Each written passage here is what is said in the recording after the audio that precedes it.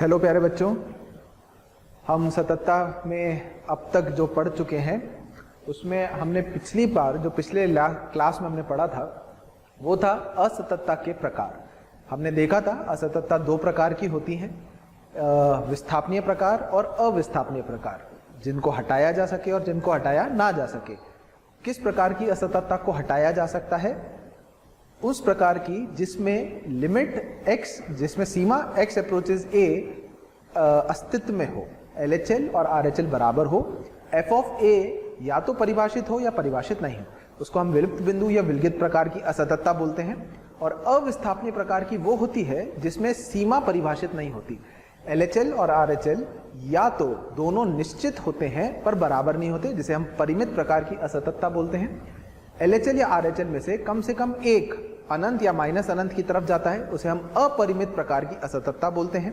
और एक होती है डोलनीय प्रकार की असततता। इसमें हम फंक्शन को, फलन को किसी भी प्रकार से परिभाषित नहीं कर सकते जिससे कि असततता हटाई जा सके, जबकि विस्थापनीय प्रकार में हम फलन को दोबारा परिभाषित कर सकते हैं जिससे असततता हटाई जा सके। तो आइए हम उसी में, उसके मैंने आपको सभी प्रकार की असततता के कुछ एग्जाम्पल कराए थे। अब हम प्रश्नों पे आते हैं। प्रश्न कैसे पूछे जा सकते हैं? पहला प्रश्न है, एक फलन 0 से 1 अंतराल से लेकर r तक परिभाषित है और फलन है sin x minus x cos x upon x square. x 0 नहीं है, 0 जब x 0 है तब हमें x बराबर 0 पर fx की बात करनी है। क्या फलन सतत है? क्या इस फलन में विस्थापनीय प्रकार की असततता है? विस्थापनीय प्रकार की असततता है, ठीक है। अविस्थापनीय प्रकार की परिमित असततता है या अविस्थापनीय प्रकार की अपरिमित असततता है। ये सब चेक करने के लिए सबसे पहला काम हमें इस फलन की लिमिट को निकालना होगा। कहां पर? 0 पर। तो चलिए शुरू करते हैं। यदि मैं आपसे बोलूं हमें लिमिट निकालनी है x 0 पर, x 0 की तरफ जा रहा है मतलब x 0 नहीं है, तो जब x 0 की तरफ जा रहा होगा तो फलन की परिभाषा ली जाएगी sin x minus x cos x upon x square. ठीक है क्या? देखिए, अब इसकी लिमिट निकालने के लिए मैं अंदर से cos x बाहर ले लेता हूं। तो अगर मैं cos x बाहर लूंगा तो ये बनेगा tan x minus x upon x square, limit x approaches 0। अब अगर आपको लिमिट में स्पेशल लिमिट, जो हमने कुछ स्पेशल लिमिट्स पढ़ी थी वो याद है, तो एक फॉर्मूला था tan x minus x upon x cube का। तो बेटा tan x minus x upon x cube बनाने के लिए मैं एक x से इस फलन को गुणा भाग कर देता हूं into x, limit x approaches 0। अगर अब आप ध्यान से देखो तो ये एक निश्चित संख्या है, x 0 की तरफ cos x का मान 1 जाएगा, tan x minus x upon x cube का मान 1/3 होता था और x 0 जा रहा है, ये 1 की तरफ जा रहा है, ये 1/3 जा रहा है और ये 0 जा रहा है। तो किसी भी प्रकार की असततता नहीं बची अब। तो इसका आखिरी आंसर किसकी तरफ जा रहा है? 0। इसका मतलब सीमा इसकी अस्तित्व में है, सीमा की वैल्यू 0 है और 0 पर फंक्शन की वैल्यू 0 है। तो इसका मतलब हमें पता पड़ गया यदि लिमिट x 0 की तरफ fx बराबर f ऑफ 0 है तो फलन कैसा फलन होता है? सतत फलन होता है। इसमें मतलब किसी भी प्रकार की असततता नहीं है। तो इसका आंसर क्या आएगा बेटा? A आएगा। यहीं अगर प्रश्न में आपको बोलता या यहाँ दिया होता, मान लो कि ये वाली 1 है या 2 है या 0 नहीं है, तो हम जब सीमा निकालते हैं तो सीमा की वैल्यू तो 0 आ रही है और लिमिट की वैल्यू उस बिंदु पर 0 पर फलन की बिंदु के बराबर नहीं आती। लिमिट अस्तित्व में है इसलिए हम बोलते हैं विस्थापनीय प्रकार की असततता, और लिमिट की वैल्यू फलन की वैल्यू 0 के बराबर नहीं है तो वो हम कहते हैं उसको विलगित प्रकार की असततता, मिसिंग आइसोलेटेड पॉइंट जिसे हमने लिखा था, विलगित प्रकार की असततता। समझ में आ रही बात? तो यहां पर अभी फिलहाल तो ये वैल्यू 0 दे रखी थी तो ये फलन सतत हो गया 0 पर। ये इस प्रकार से ऑप्शन बना के क्वेश्चन पूछे जा सकते हैं। ठीक है, चलिए आगे करते हैं और हम इसमें अब प्रश्न देखेंगे।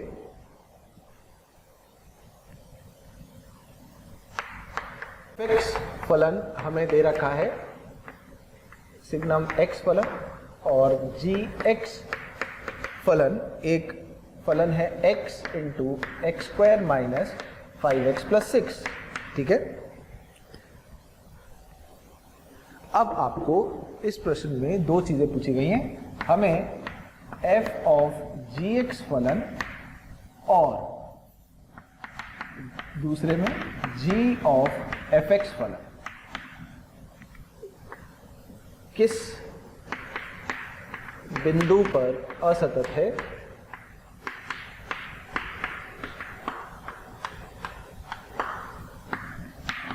ठीक है ना, और असतत है तो किस प्रकार की असततता है, ये सब चेक करना है।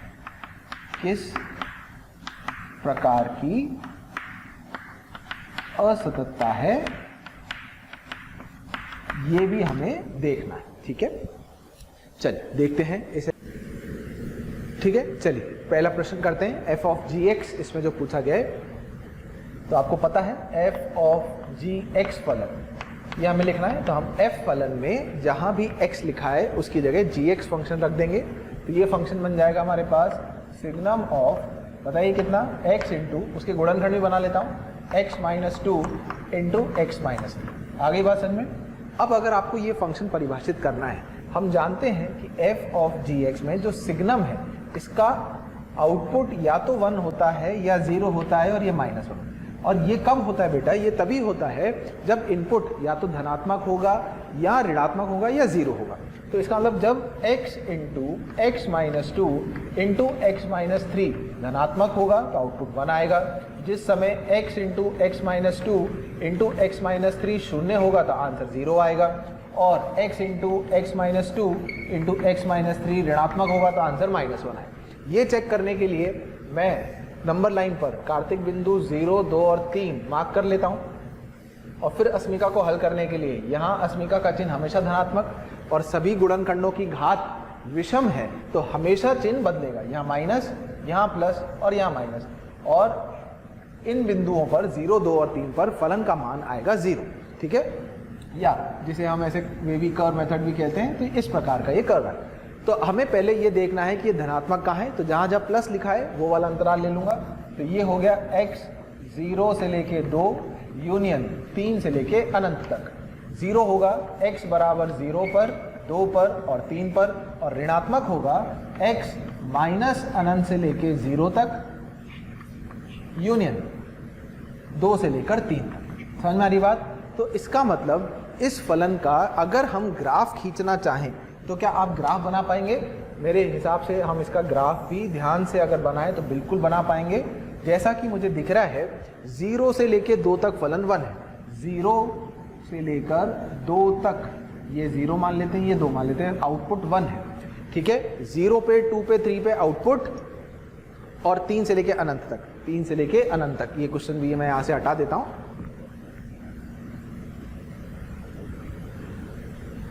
और 3 से लेके इन्फिनिटी तक भी आउटपुट 1 के बराबर है। तो बेटा 3 यहाँ बीच में कहीं, यहाँ 3 भी आ रहा होगा, 3 से लेके अनंत तक आउटपुट 1 है, ये बन गया। 0, 2 और 3 पर आउटपुट 0, 0 पर आउटपुट 0, 2 पर आउटपुट 0 और 3 पर आउटपुट 0। और उसके अलावा जब x माइनस अनंत से 0 तक आउटपुट -1, माइनस अनंत से 0 तक आउटपुट -1, और 2 से 3 तक ये आउटपुट -1, ठीक है क्या। तो ये इस प्रकार का इस फलन का ग्राफ बन गया। अब हम ग्राफ से देख सकते हैं कि ये किस किस बिंदु पर टूटा। तो सबसे पहले 0 पर ग्राफ टूटा, 2 पर टूटा और 3 पर टूटा। तो x बराबर 0, 2 और 3, इन सभी पर फलन असतत है। और ये फलन किस प्रकार की असततता रखता है? अगर हम सीमा देखें तो इन सभी बिंदुओं पर 0 पर राइट हैंड लिमिट अलग है, लेफ्ट हैंड लिमिट अलग है। राइट हैंड सीमा 1, लेफ्ट हैंड लिमिट -1, इसमें left hand limit 1, right hand limit -1, ऐसी ही 3 पर आ रही। तो क्योंकि सीमा अस्तित्व में नहीं है तो ये अविस्थापनीय प्रकार की, और क्योंकि लिमिट निश्चित है तो परिमित असततता है। आ गई बात समझ में। तो जैसे पिछला क्वेश्चन था ऐसे 4 ऑप्शन कुछ लिख सकते हैं अलग अलग बदल के, और वो किसी बिंदु पे पूछ सकते हैं कि किस प्रकार की असततता है बताइए, ठीक है। तो ये पूरा इस प्रश्न को हल करने का तरीका हुआ। तो ये तो हमने इसका पहला पार्ट किया जिसमें फलन था f ऑफ जी एक्स। अब इसका दूसरा पार्ट देखते हैं जिसमें हमें g ऑफ एफ एक्स देखना होगा, ठीक है। तो g ऑफ एफ एक्स क्या होगा बेटा? फंक्शन। हाँ, तो हमारे पास फंक्शन था एफ एक्स, तो था सिग्नम एक्स और gx जो फंक्शन था, ये अब हम दूसरा हिस्सा कर रहे हैं इसका, वो था x into x minus 2 into x minus 3, ठीक है। तो अब अगर आपसे g ऑफ fx फंक्शन पूछा जाए तो जहां जहां x आ रहा है उसकी जगह सिग्नम x आ जाएगा। तो बेटा ये फंक्शन बन जाएगा signum x into signum x minus 2 into signum of x minus 3। Signum x के आते ही हम 3 केस बनाएंगे। हम gx का मान लिखेंगे, x या तो धनात्मक होगा या x 0 होगा या x नेगेटिव होगा, क्योंकि सिग्नम का इनपुट x ही है। तो जब x धनात्मक है तो सिग्नम x 1 होता है, ये 1 हो गया, ये 1 हो गया, ये 1 हो गया, तो 1, ये माइनस 1 हो गया और ये माइनस 2 हो गया, तो 1 इंटू माइनस 1 इंटू माइनस 2, इसकी वैल्यू 2 हो जाएगी। x को 0 होती है, सिग्नम x 0, तो फंक्शन 0 हो जाएगा। और जब x ऋणात्मक है तो सिग्नम x माइनस 1 होता है, तो ये हो गया बेटा माइनस 1 तो minus 3, minus 3 into minus 1 is 3, और ये हो गया माइनस 4, तो 3 इंटू माइनस 4 हो गया माइनस 12। आगे बात समझ में। अब अगर मैं इस फलन का ग्राफ खींचना चाहूं तो इसका ग्राफ देखते हैं किस प्रकार का ग्राफ आएगा। चलिए बताइए। 0 पर फलन का मान 0, जब x धनात्मक है तो आउटपुट 2, और जब x ऋणात्मक है तो आउटपुट माइनस 12। तो ये जो फलन हमें दिख रहा है,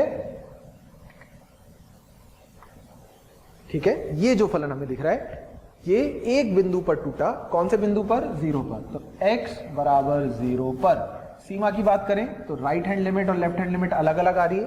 राइट हैंड लिमिट 2 है 0 पर और लेफ्ट हैंड लिमिट माइनस 12 है, तो सीमा अस्तित्व में नहीं है। जब सीमा अस्तित्व में नहीं होती तो अविस्थापनीय प्रकार की असततता, अविस्थापनीय प्रकार की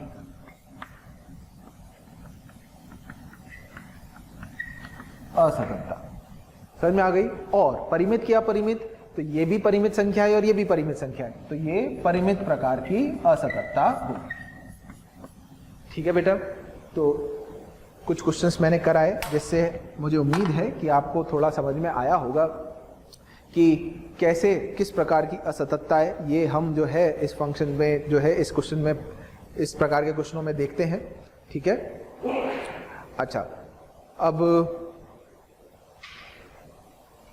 अब हम आगे बढ़ते हैं और अब हम आते हैं सततता के थ्योरम्स के ऊपर, प्रमेय के ऊपर। ठीक है ना, सततता की क्या क्या प्रमेय होती हैं, अब हमें प्रमेय पढ़ने हैं।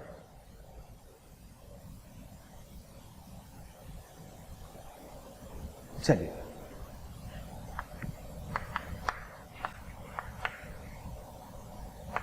सततता के प्रमेय।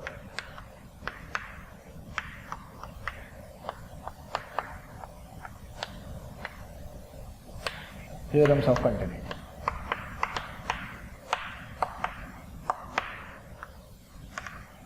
हाँ बेटा, तो इसमें जो पहला प्रमेय है, सततता के प्रमेय में पहला प्रमेय है, तो मैं इसमें आपको एक पूरा टेबल बना के दे देता हूं और आपको उस टेबल के अनुसार जो है चीजें याद रखनी है, आपके लिए थोड़ा आसान हो जाएगा। ठीक है, तो टेबल ऐसा है, एक फलन fx है, एक फलन gx है, एक फलन fx प्लस gx है, एक fx माइनस gx है, एक fx इंटू gx है और एक fx अपॉन gx है। ठीक है, थैंक यू प्यारे बच्चों, आप सभी हमारे मोशन के जो वीडियोस हैं उनको आप देख रहे हैं और अपना प्यार हम सबके साथ बांट रहे हैं, उसके लिए बहुत बहुत धन्यवाद। और मैं आपसे रिक्वेस्ट करता हूं कि आपको नीचे डिस्क्रिप्शन में जो लिंक दिया गया है ताकि आप हमारे लेक्चर्स, वीडियो लेक्चर्स आराम से देख सकें, उसके लिए आप लिंक पर जाके क्लिक करें और अपना एनरोलमेंट सुनिश्चित करें। उसके अलावा अगर आप हमारे डाउट्स सॉल्विंग उसको एनरोल करना चाहते हैं, साथ ही साथ स्टडी मटेरियल भी चाहते हैं, तो वो भी डिस्क्रिप्शन में जो लिंक दिया गया है उस पर जो प्रीमियम हमारा अकाउंट है उस पर क्लिक करके आप उसको एनरोल कर सकते हैं।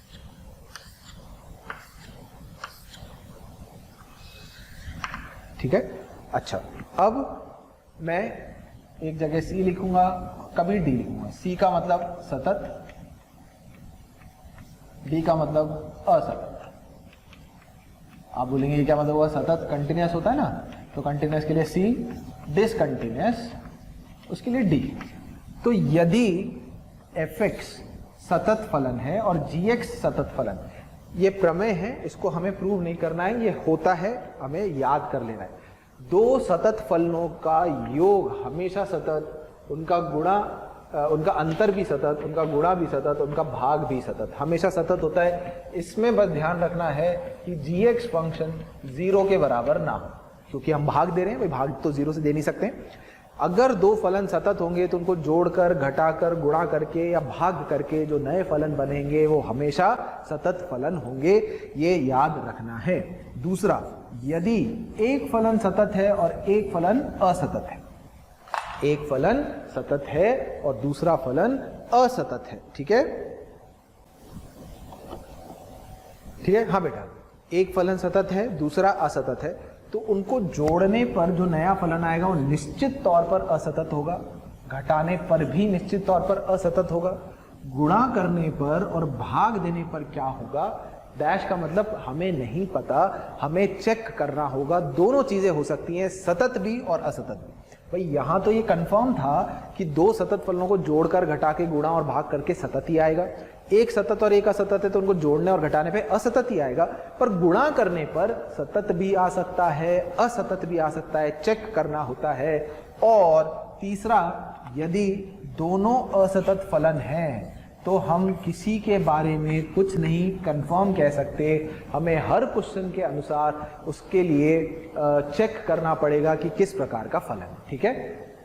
जैसे कुछ एग्जांपल्स मैं आपको समझा दूं, तो मान लीजिए मैं fx फंक्शन को, सतत फलन है ना, तो मैं fx को मान लेता हूं कि fx फंक्शन मान लो 2 के बराबर है, ठीक है ना, सभी x के वास्तविक संख्याओं के लिए। और जो gx फंक्शन है, ठीक है, वो है मान लो 1 जब x धनात्मक है और -1 जब x ऋणात्मक है। अब हमने एक नया फंक्शन बनाया fx इंटू gx, तो आप ये बताएंगे क्या बनेगा। तो fx तो निश्चित संख्या थी 2, तो जब x धनात्मक है तो जब ये दोनों गुणा होंगे तो फंक्शन 2 आ जाएगा। ये होगा जब x 0 से ज्यादा होगा, और 2 इंटू -1 करूंगा तो -2 जब x नेगेटिव होगा। तो ये वाला फंक्शन क्या x बराबर 0 पर असतत आया, x बराबर 0 पर फलन असतत आया, ठीक है। अच्छा, अब अच्छा ये कैसा फलन था, ये सतत था और ये असतत था। तो मैं आपको क्या समझा रहा हूं, आप देखिए, एक सतत और एक असतत को गुणा करके असतत आ गया। अब मैं आपको ये बताता हूं कि ऐसा हो सकता है कि इनको गुणा करके सतत भी आ जाए। कैसे चेक करेंगे, देखिए अगला एग्जांपल लेते हैं। मान लीजिए fx फंक्शन को मैं x ले लेता हूं, x के सभी वास्तविक संख्याओं के लिए, और gx फंक्शन को मैं साइन 1/x ले लेता हूं, ठीक है क्या। अच्छा, साइन 1/x का मतलब क्या ये x बराबर 0 पर असतत होगा कि नहीं होगा, आप बताओ। बिल्कुल होगा, x बराबर 0 पर ये किस प्रकार की, डोलनीय प्रकार की असततता है या नहीं है। डोलनीय प्रकार की असततता, क्योंकि साइन अनंत बन गया, साइन अनंत मतलब -1 से 1 के बीच में घूम रहा होगा, तो ये असतत फलन आएगा। अब मैंने एक नया फंक्शन बनाया fx इंटू gx करके, तो fx इंटू gx फंक्शन क्या बन जाएगा बेटा, x इंटू साइन 1/x। एक सतत फलन है, एक असतत फलन है, ठीक है। इसे पिछले वाले क्वेश्चन में तो इन दोनों को गुणा करके असतत आया था। अब जब मैंने इनको गुणा किया और अब मैं x बराबर 0 पर लिमिट निकालना चाहूं, तो लिमिट x अप्रोचेस 0, बताइए क्या आएगा। अच्छा, gx फंक्शन ऐसे परिभाषित है ना, और 0 है ये, तो जब x 0 नहीं है, और ये जब x 0, ये इसकी परिभाषा है। तो लिमिट x अप्रोचेस 0 जब मैं निकालूंगा, x इंटू साइन 1/x, ये जा रहा है 0, और ये डोलनीय प्रकार की असततता जो -1 से 1 के बीच में है, तो निश्चित संख्या को 0 से गुणा करने पे 0 ही आएगा। तो इसका मतलब x बराबर 0 पर जो फंक्शन का मान है वो उसकी सीमा के बराबर हो गया, तो ये फंक्शन कैसा हो गया, सतत। आई बात समझ में। इसलिए जो यहाँ पर लिखा गया था कि एक असतत और एक सतत फलन को गुणा करने पर हम कुछ नहीं कह सकते, असतत भी हो सकता है नया फलन, सतत भी हो सकता है, तो वो हमें चेक करना ही पड़ेगा। आ रही है बात समझ में। उसी प्रकार से मान लीजिए कि दोनों ही फलन असतत हैं, तो हमने लिखा था प्रमेय में कि किसी भी फलन के बारे में कुछ नहीं कहा जा सकता। ये भी हम देख लेते हैं कि क्या ऐसा हो रहा है। तो मान लीजिए मैं fx एक असतत फलन ले लेता हूँ कि इसका मान 1 और -1 है। 1 जब x greater than equal to 0 है और जब x लेस देन 0 है। और gx फंक्शन को मान लीजिए मैं ले लेता हूँ -1 और 1, ये जब x greater than equal to 0 है और ये जब x लेस देन 0 है। समझ में आ रही बात? अगर मैं आपसे बोलूं कि मुझे इन दोनों फलनों को जोड़ना है, तो अगर मैं इन दोनों को जोड़ूंगा तो 1 और -1 जोड़ेगा, क्योंकि दोनों में जब x धनात्मक है तब जुड़ा तो 0 हो गया, और -1 और 1 जुड़ा तो भी 0 हो गया। ये x greater than equal to 0 के लिए, x लेस देन 0, तो ये fx प्लस gx तो कांस्टेंट फंक्शन आ गया। कांस्टेंट फंक्शन आ गया तो ये कैसा फलन हो गया बेटा? ये सतत फलन हो गया। समझ में आ रही बात? अच्छा, इनका अगर मैं अंतर करूं, f माइनस जी निकालूं, तो f माइनस जी, 1 में से -1 घटाऊंगा तो 2 हो जाएगा, और -1 में से 1 घटाऊंगा तो -2 हो जाएगा। अब 0 पर राइट हैंड लिमिट तो 2 आ रही है और लेफ्ट हैंड लिमिट -2 आ रही है, तो ये फंक्शन कैसा हो गया? असतत हो गया। आ गई बात समझ में? x बराबर 0 पर, x बराबर 0 पर। तो इसलिए हमने बोला कि जब दोनों असतत फलन है तो जोड़ के, घटा के, गुणा करके, भाग दे के कैसा फलन आएगा कुछ नहीं कह सकते। हर उस फलन को हमें चेक करना होगा जिस बिंदु पे पूछेंगे। हाँ, अगर दोनों सतत हैं तो जोड़ना, घटाना, गुणा, भाग करना हमेशा सतत होगा, और एक सतत और एक असतत है तो जोड़ना और घटाना हमेशा असतत होगा। ठीक है बेटा, इसका ध्यान रखना है। इसे कहते हैं प्रमेय नंबर 1। ठीक है, इसके भी हम कुछ क्वेश्चंस जो हैं वो देख लेंगे। अच्छा, उससे पहले अब हम आते हैं हमारे प्रमेय नंबर 2 पर, जो बहुत ही इंपॉर्टेंट है, जिसका आपको बहुत अच्छे से ध्यान रखना है, बहुत सही से इसको समझना है। तो अगली जो प्रमेय है, प्रमेय नंबर 2, इसका नाम है मध्यमान प्रमेय। मध्यमान प्रमेय, या हम इंग्लिश में से बोलते हैं इंटरमीडिएट वैल्यू थ्योरम।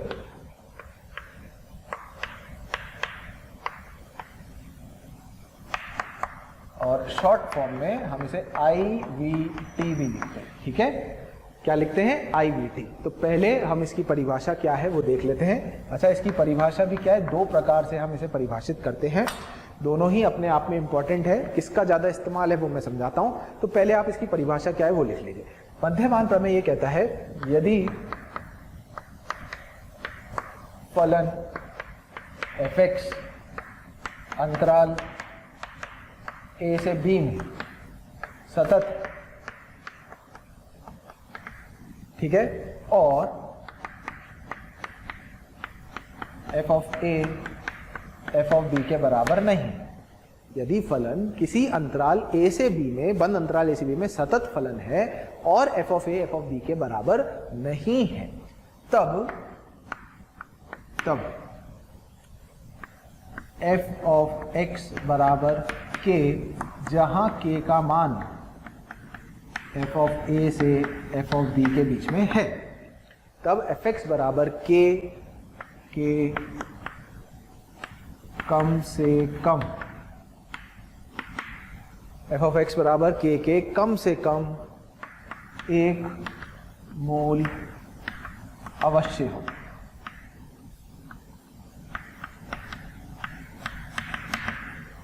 तब fx बराबर k का कम से कम 1 मोल अवश्य होगा, इसका हमें ध्यान रखना है। ठीक है, जैसे कि मैं आपको समझाता हूं, ग्राफ के थ्रू भी समझाऊंगा तब आपको अच्छे से समझ में आएगा। चलिए देखिए हम इसको कैसे समझ सकते हैं। इसको समझने का ये तरीका है, 2 ग्राफ बना के समझाता हूं। मान लो पहला फलन कुछ इस प्रकार का है। ये जो मैंने पहला फलन माना, ये मैंने इंक्रीजिंग फंक्शन मान लिया। ठीक है, ये मान लेते हैं x बराबर a पॉइंट है, ये x बराबर b पॉइंट है, यहाँ f ऑफ a मान आ रहा है, यहाँ f ऑफ b आ रहा है। तो ग्राफ के अनुरूप आप देख सकते हैं कि ये सतत फलन है। a पर और b पर फलन का जो मान है वो बराबर नहीं है, अब a और b के बीच में कोई एक वैल्यू k ऐसी है कि जब fx बराबर k होगा तो ये k का मान कम से कम एक मूल अवश्य होगा x बराबर c, जहां c a से b के बीच में होगा। ये भी लिखना जरूरी है, ठीक है। जहां पर वो fx की वैल्यू जो k थी वो किसी ना किसी एक मूल पर ऐसा जरूर हो रहा हो। एक x बराबर c हमें ऐसा जरूर मिलेगा कि जब हमने x को c रखा तो आपका आउटपुट k आएगा, जहां k f ऑफ a से f ऑफ b के बीच में होना चाहिए। ये हम देख पा रहे हैं। अच्छा, ये हमने ऐसा क्यों लिखा है कि कम से कम एक मूल ऐसा होगा जरूर? इधर तो मैंने फंक्शन इंक्रीजिंग बनाया। देखिए, अगर मैं फंक्शन को कुछ इस प्रकार से बना दूं, ठीक है, ये मान लेता हूं मेरा x बराबर a था और ये x बराबर b था, ठीक है। तो a से b के बीच में, और ये f ऑफ a का मान हो गया और यहाँ कहीं f ऑफ b हो गया। f ऑफ a और f ऑफ b इक्वल नहीं होना चाहिए, ये ध्यान रखना है। तो बीच में कहीं ना कहीं f ऑफ a और f ऑफ b के बीच में fx की वैल्यू k ऐसी जरूर होगी कि हमें कम से कम, इधर एक नहीं, इधर तो हमें बहुत सारे ऐसे मूल मिल जाएंगे, c1 c2 c3, और ये सभी value c1 c2 c3 a से b के बीच में लाई करेंगी, जिस पर फंक्शन का मान k के बराबर हो रहा है। इसलिए यहाँ क्या लिखा है, कम से कम एक मूल अवश्य होगा, और वो जो मूल होगा वो a से b के बीच में होगा, और fx बराबर k जो है f ऑफ a के f ऑफ b के बीच में है। इसके लिए फलन का सतत होना जरूरी है। अगर फलन सतत है तभी हम ये प्रमेय इस्तेमाल कर सकते हैं। इसी प्रमेय का और अच्छा एक जो परिभाषा है वो कुछ इस प्रकार से है। तो अब हम परिभाषा नंबर 2 देखते हैं, और वो ये कहता है कि यदि फलन fx अंतराल a से b में सतत है, ठीक है ना भाई, ध्यान से देखना, सतत, और f ऑफ a व f ऑफ b का चिन्ह अलग अलग है,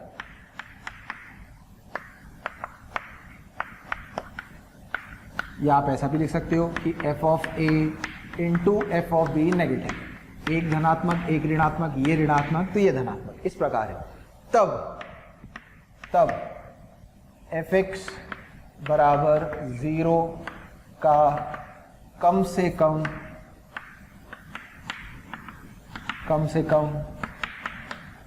एक मूल अवश्य होगा। प्यारे बच्चों, हमें रोज ढेरों और ढेरों कमेंट्स मिल रहे हैं, और उसमें हमें स्टूडेंट्स की रिक्वेस्ट भी आ रही है कि सर हमें इस पर्टिकुलर टॉपिक का वीडियो चाहिए, या इस पर्टिकुलर टॉपिक के हमें कुछ क्वेश्चंस चाहिए। तो मेरी आपसे एक रिक्वेस्ट है कि आप मोशन के जो है यूट्यूब चैनल पे जाइए, उसको सब्सक्राइब करिए, उसके बेल आइकन को दबाइए, ताकि आपको सारे नोटिफिकेशंस टाइम टू टाइम मिलते रहें। क्योंकि हमें ज़्यादातर जिन चीज़ों की रिक्वेस्ट मिल रही है, जिस वीडियो की रिक्वेस्ट मिल रही है, आप यूट्यूब चैनल पे जाके चेक करेंगे तो आप देखेंगे कि हमने ऑलमोस्ट सारे ही जो वीडियोस हैं वो अपलोड कर रखे हैं। तो आप उसको आराम से एनरोल करके वीडियोस देख सकते हैं, ताकि आप उसका ज़्यादा से ज़्यादा जो है फ़ायदा उठा सकें। एक मूल अवश्य होगा जहां पर x a से b के बीच में लाई करें। ये मध्यमान प्रमेय का ही एक एक्सटेंशन है, और इसका ज़्यादातर इस्तेमाल ज़्यादा होता है ना, पहले वाली डेफिनेशन के थ्रू।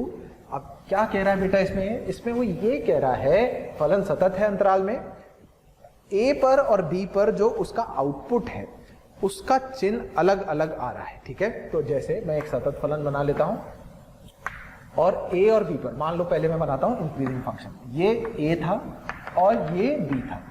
a पर f ऑफ a वैल्यू है, b पर f ऑफ b वैल्यू है, और चिन्ह मुझे अलग अलग करने। f ऑफ a ऋणात्मक है तो f ऑफ b धनात्मक है। आप चाहो तो इसको कुछ इस प्रकार से भी कर सकते हो, ये a है ये b है, बस आपको ध्यान रखना है कि चिन्ह जो होंगे वो अलग अलग होने चाहिए। या f ऑफ b धनात्मक है तो f ऑफ b ऋणात्मक है।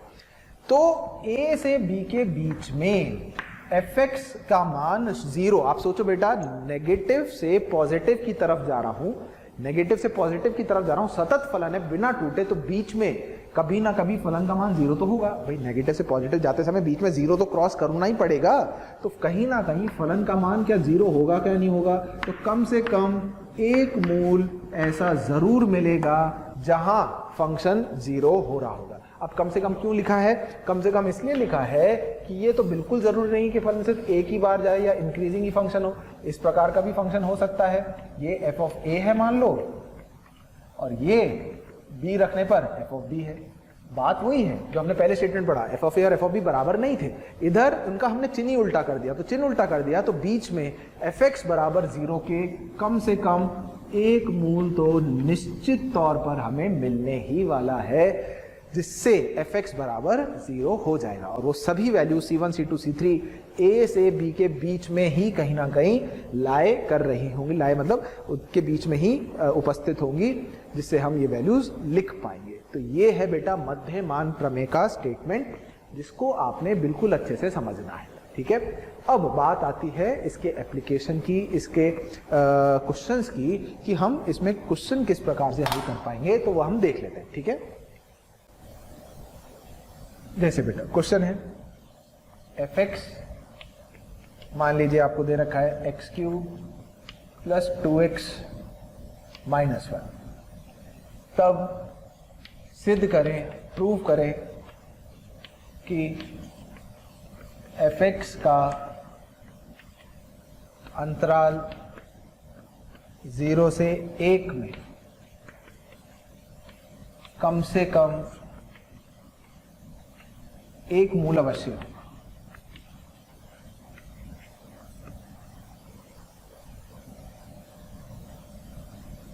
एफ एक्स बराबर 0 का अंतराल 0 से 1 में कम से कम एक मूल अवश्य हो। ठीक है, ये हमें सिद्ध करना है, प्रूफ करना है कि ऐसा होगा। तो देखिए, इस प्रकार के क्वेश्चन जब आते हैं तो सबसे पहले हमें क्या देखना है कि जो हमें फलन दे रखा है, ये फलन किस प्रकार का फलन है बेटा? बहुपद फलन। तो ये निश्चित है कि बहुपद फलन किस प्रकार का फलन होगा? सतत होगा। सही है, क्योंकि इसका प्रांत सभी वास्तविक संख्या है, इसका आरेख बनाते समय कभी नहीं टूटेगा। अब अगर हमें 0 से 1 अंतराल में इस फलन की बात करनी है, तो मैं अगर आपसे f ऑफ 0 का मान निकालने को पूछूं तो f ऑफ 0 का मान कितना आ रहा है? -1।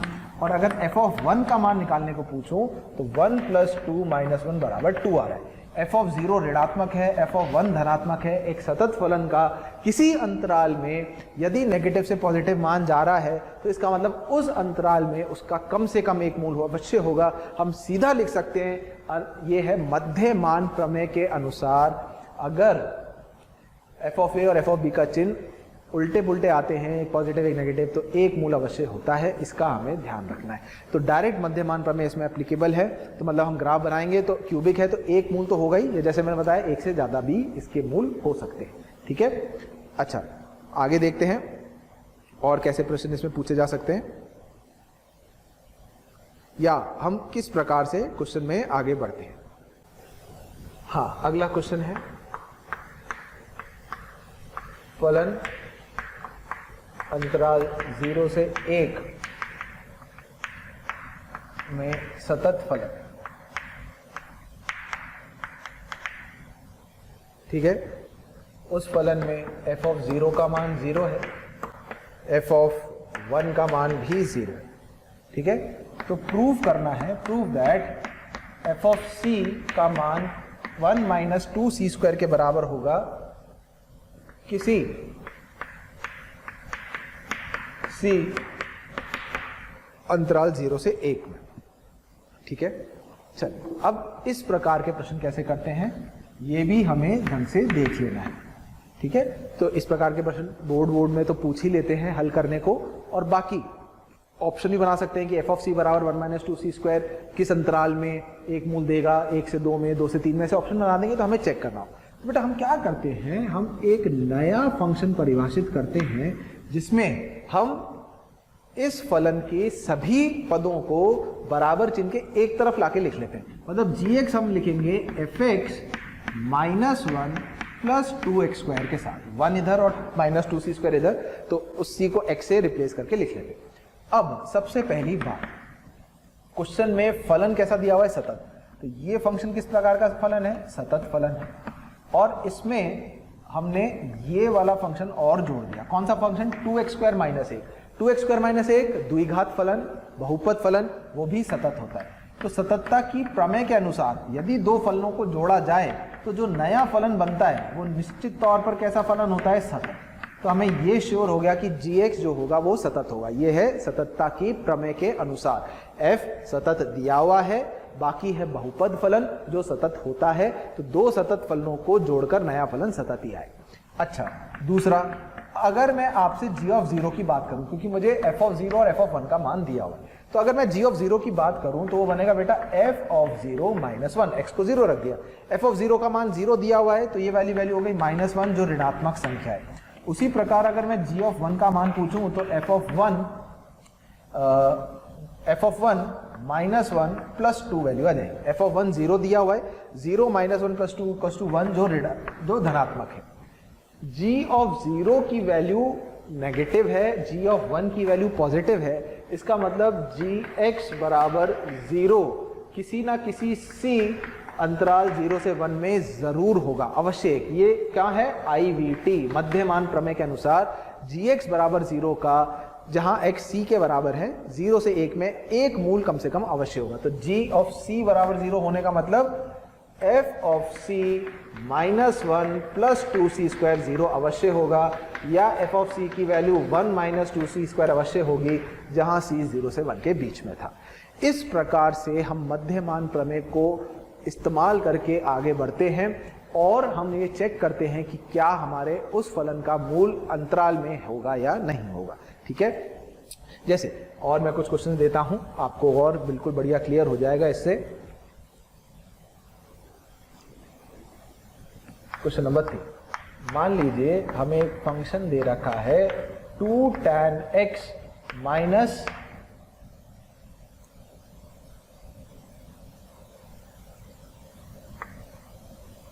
5x plus 5x minus 2। ठीक है, क्या हमें एक फंक्शन दे रखा है 2 tan x plus 5x minus 2 और हमारे पास कुछ ऑप्शन है। ठीक है, और ऑप्शन ये है कि अंतराल 0 से π/4 में fx बराबर 0 का कोई हल नहीं है। बी, x बराबर इस अंतराल में fx बराबर 0 का कम से कम एक हल है।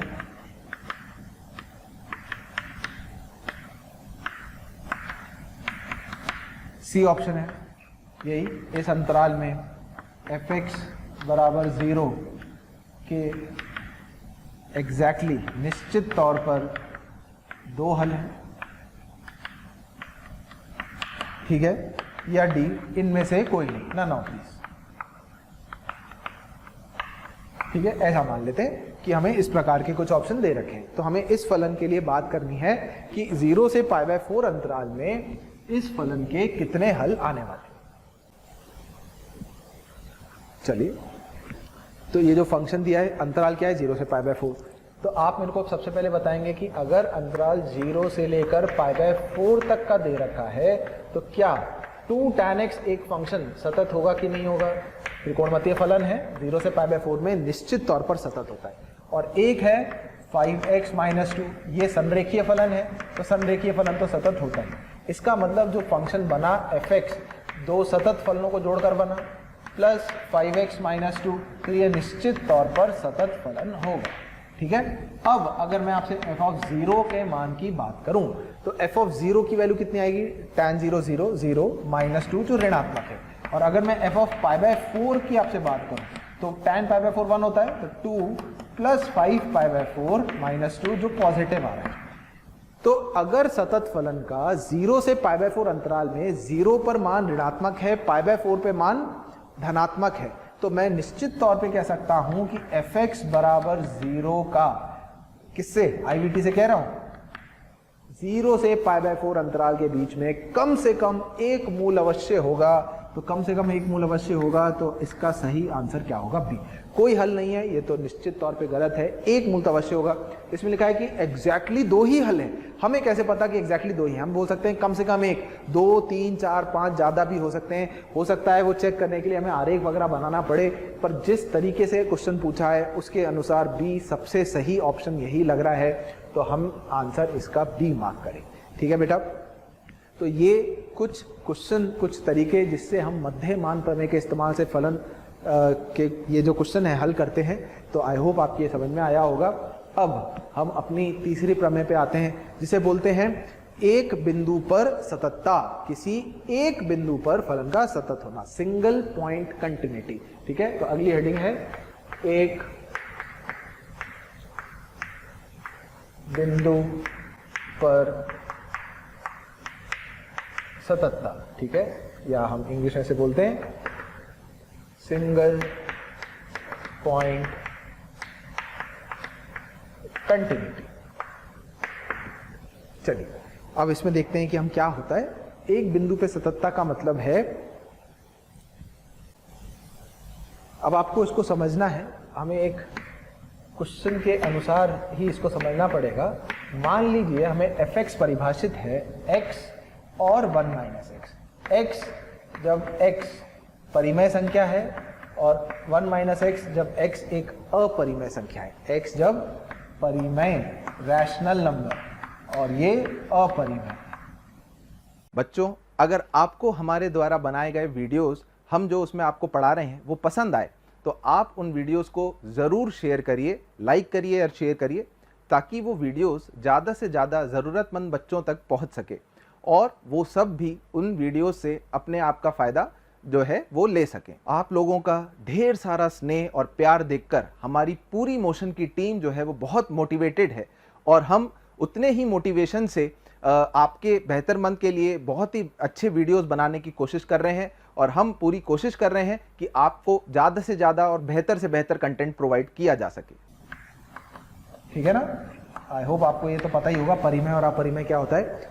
तो f किस बिंदु पर सतत है ये देखना है,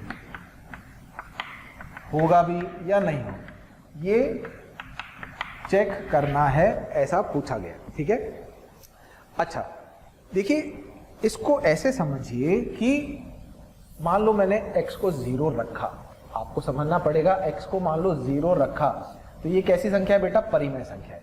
जैसे ही मैंने x को 0 रखा, आउटपुट कितना आया बेटा? x से आया तो 0 आ गया।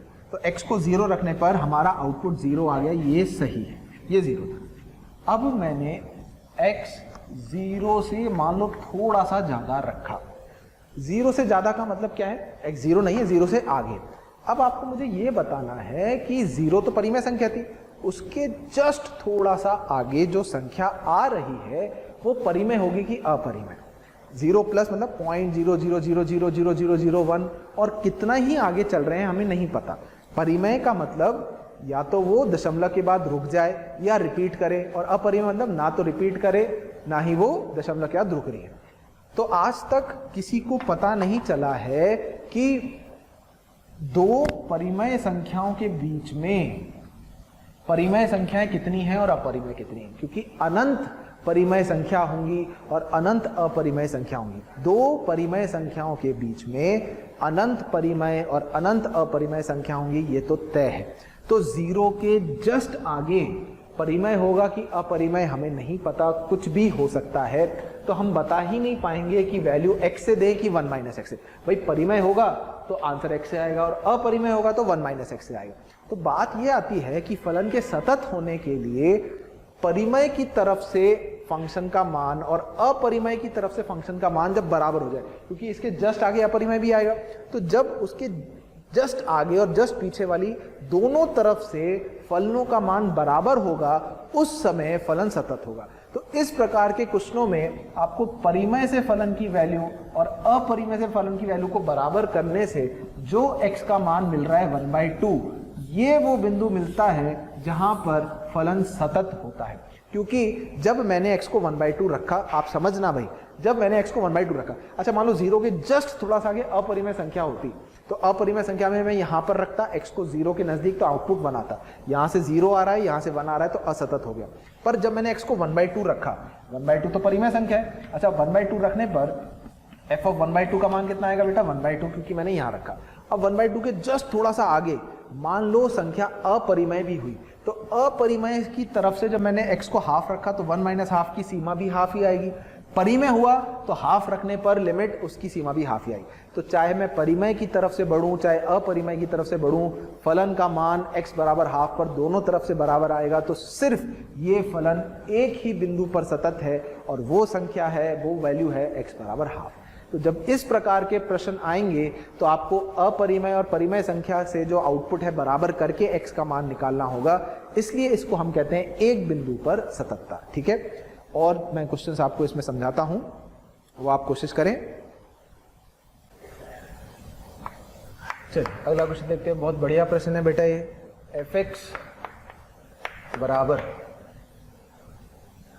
√3x² प्लस ax प्लस √2, जब x एक परिमेय संख्या है, और bx² plus 7x plus c जब x अपरिमेय है। यदि fx x बराबर √7, √5 और √11 पर सतत, तब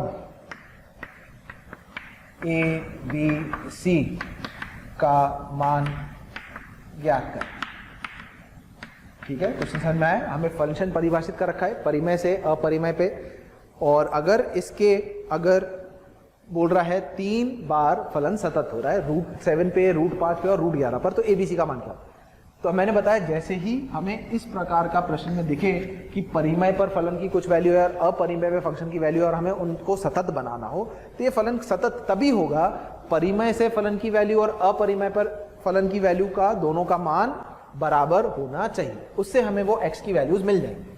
तो जैसे ही मैंने इन दोनों को बराबर किया, √3x² प्लस ax प्लस √2 किसके बराबर होना चाहिए बेटा? ये होना चाहिए बराबर bx² plus 7x plus c के। एक तरफ लाके अगर मैं सबको लिखूं तो √3 minus bx² plus a minus 7 into x plus √2 minus c बराबर c। और क्वेश्चन के अनुसार ये 3 बिंदुओं पर सतत होगा। तो इसका मतलब इसको संतुष्ट करने वाले x के 3 मान हैं। कौन कौन से? x बराबर √5, x बराबर √7 और x बराबर √11। मतलब कितने मूल हो गए बेटा? 3 मूल हो गए।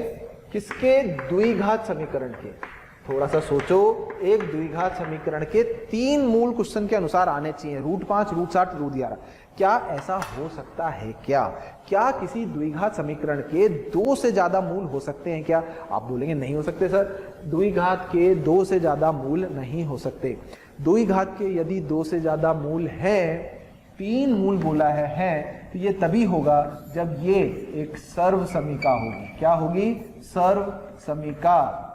और सर्व समीका होने के लिए तीनों गुणांकों का, क्वाड्रेटिक इक्वेशन के a, b और c का, तीनों का एक साथ 0 होना जरूरी है। ax² plus bx plus c बराबर 0 सर्व समीका, मतलब इसके अनंत मूल तभी होंगे जब a बराबर b बराबर c बराबर 0। तो उस कंसेप्ट से √3 माइनस b 0 होना चाहिए, a 7 होना चाहिए और √2 माइनस c 0 होना चाहिए। तो हमें तीनों का मान पता पड़ गया, a 7, b √3 और c √2 जिस समय होगा उस समय ये फलन इन 3 बिंदुओं पर निश्चित तौर पर सतत बन जाएगा। ठीक है, तो उम्मीद करता हूं आपको ये क्वेश्चन का कंसेप्ट समझ में आया होगा। तो इस प्रकार के जो प्रश्न है इसको हम बोलते हैं एक बिंदु पर सततता। ठीक है, अच्छा अब हम करते हैं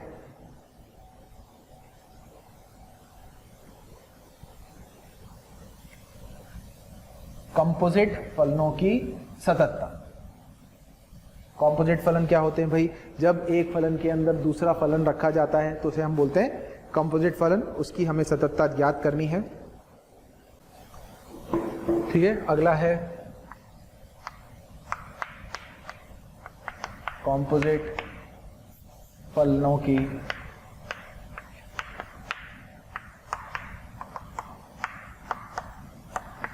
सततता। ठीक है, इसको भी आप चाहें तो हम एक प्रश्न के साथ समझ सकते हैं।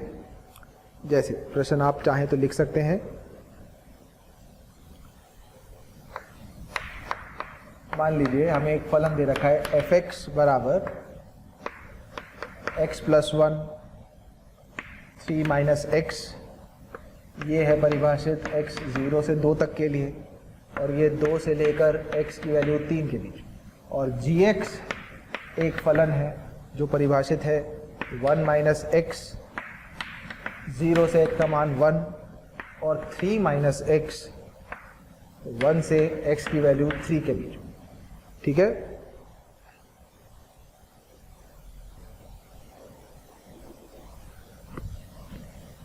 तो हमें दो चीजें चेक करनी है। पहला, x बराबर 2 पर f(x) की सततता सतत है या नहीं है। दूसरा, x बराबर 2 पर g ऑफ f(x), ये हो गया संयुक्त फलन। कंपोजिट मतलब संयुक्त फलन, संयुक्त फलनों की सततता देख रहे हैं। तो x बराबर 2 पर g of f(x), g of f(x) क्या हो गया बेटा, संयुक्त फलन हो गया कि सततता हमें देखनी है। अब देखिए क्या होता है, इस प्रकार के प्रश्नों में हम कई बार पहले संयुक्त फलन बनाने की कोशिश करने लगते हैं, और जब फलन अलग अलग प्रकार से परिभाषित है तो संयुक्त फलन बनाना बहुत लेंदी हो सकता है। ये फलन चैप्टर में आपने पढ़ा होगा। हम पहले पहला प्रश्न करते हैं, इसका हल करते हैं। x बराबर 2 पर अगर मैं लिमिट निकालूं तो पहले मैं निकालूंगा लिमिट x अप्रोचेज मान लो 2 प्लस f(x), क्योंकि परिभाषा अलग है। 2 प्लस फलन कितना आएगा बेटा, 3 माइनस एक्स। तो 3 माइनस एक्स में जब x को मैंने 2 रखा तो क्या ये वाली जो सीमा है, ये वाली सीमा 1 के बराबर आ जाएगी। और जब मैंने लिमिट x 2 माइनस f(x) रखा, 2 माइनस f(x) रखा, तो फलन x प्लस 1 में 2 रखूंगा तो ये वैल्यू 3 आ जाएगी।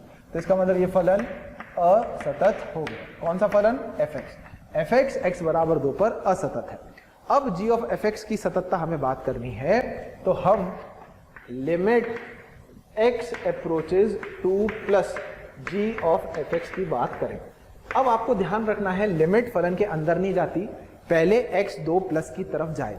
तो जिस समय x 2 प्लस जा रहा है तो f ऑफ 2 प्लस का मान किसकी तरफ जा रहा है आपको बताना है। x जब 2 से थोड़ा सा ज्यादा था, यहां x को आपने थोड़ा सा ज्यादा रखा 2 से, तो 3 में से 2 प्लस घटेगा तो f ऑफ 2 प्लस 1 से थोड़ा सा छोटा होगा। 3 माइनस 2 1 होता है, 2 से बड़ी संख्या घटाई, 3 माइनस 2 प्लस किया तो 1 से थोड़ी सी छोटी संख्या होगी। तो ये वाली संख्या 1 माइनस की तरफ जा रही थी। तो ऐसा होने पर g में इनपुट 1 माइनस गया, लिमिट हम निकाल रहे हैं x अप्रोचेस 2 प्लस पर, g फलन में x गया 1 माइनस 1 से कम। तो आप ध्यान से देखो, 1 से कम जाएगा 1 माइनस x में। तो जब 1 माइनस x में हमने g ऑफ 1 माइनस रखा तो 1 माइनस 1, ये वाली वैल्यू कितनी हो जाएगी बेटा, 0 हो जाएगी। समझ में आई? हमने पहले x को 2 प्लस रखा, 2 प्लस रखने पे 3 माइनस 2 प्लस 1 से छोटा हुआ, वो 1 से छोटी संख्या g में गई, g में जब 1 माइनस रखा तो फलन ये वाला आया। तो यहाँ पे 1 माइनस 1 से छोटा रखा और लिमिट अब आ गई, तो लिमिट आते ही ये वाला मान 0 की तरफ चला गया। उसी प्रकार से जब मैंने limit x approaches 2 minus g of f(x) की बात करी, तो पहले जब x 2 माइनस जा रहा है तो f ऑफ 2 माइनस कहाँ जा रहा है हमें देखना हो। तो जब x 2 से थोड़ा सा छोटा था तो 2 से छोटा रखने पर 2 माइनस प्लस 1 वाला 3 से थोड़ी सी छोटी संख्या हो गई, तो f ऑफ 2 माइनस हो गया 3 माइनस। तो हमें निकालना है limit x approaches 2 minus g of 3 minus. g में इनपुट f(x) था, f खुद जा रहा है 3 से कम, 3 से थोड़ा सा कम फलन यहां रखूंगा तो 3 माइनस 3 से थोड़ा सा कम घटाऊंगा तो ये वाली वैल्यू भी 0 हो जाएगी। तो आप ये देख रहे हो कि 2 प्लस पर और 2 माइनस पर g ऑफ f(x) का दोनों का मान 0 आ रहा है। तो इसका मतलब limit x approaches 2 g of f(x) अस्तित्व में है और उसका मान 2 के बराबर आएगा। समझ में आ रही बात? और g ऑफ f ऑफ 2 कितना है भाई? सततता के लिए तो ये जरूरी है, लिमिट तो परिभाषित है ही, साथ ही साथ में x को 2 रखने पे क्या हो रहा है, जब मैंने x को एग्जैक्ट 2 रखा तो f ऑफ 2 का मान कितना है बेटा? f ऑफ 2 का मान बराबर चिन्ह देखो यहां पर था तो f ऑफ 2 का मान 3 आएगा। अब g ऑफ 3 हमें निकालना है तो g ऑफ 3 एग्जैक्टली यहां रखकर आएगा तो g ऑफ 3 की वैल्यू कितनी आएगी भाई? वो आएगी 0। लिमिट का मान कितना आ रहा था? सॉरी 0 ही आ रहा था, मैं गलत लिख दिया।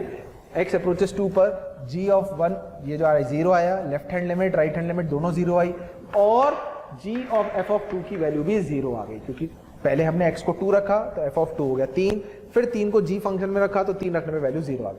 तो सीमा की वैल्यू सीमा की वैल्यू जो है उस फलन के x को 2 रखने पर फलन की मान के बराबर आ रहा है, इसका मतलब ये फलन सतत होगा। ठीक है, तो ऐसा नहीं है कि अंदर वाला फलन असतत है तो बाहर वाला फलन भी असतत होगा, ऐसा कुछ नहीं होता है, हमें चेक करना होगा हर इस प्रकार के संयुक्त फलनों के लिए। ठीक है, इसे हम कहते हैं संयुक्त फलनों की असततता, जिसमें हम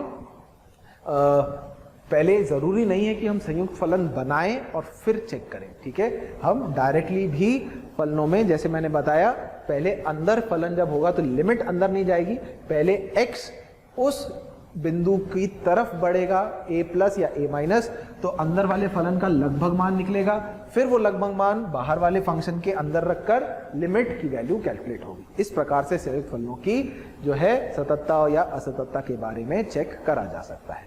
ठीक है बेटा। बच्चों, अगर आप चाहते हैं कि आपको हमारे द्वारा पढ़ाए गए वीडियोस, स्टडी मटेरियल या और भी कुछ चीज़ों की ज़रूरत है वो आप तक पहुँचे, तो आप नंबर 180021217999, वापस रिपीट करता हूं 180021217999 पर कॉल करिए। कोई भी क्वेरी है आप इस पे कॉल करिए, आपकी क्वेरी का पूरा समाधान मिलेगा।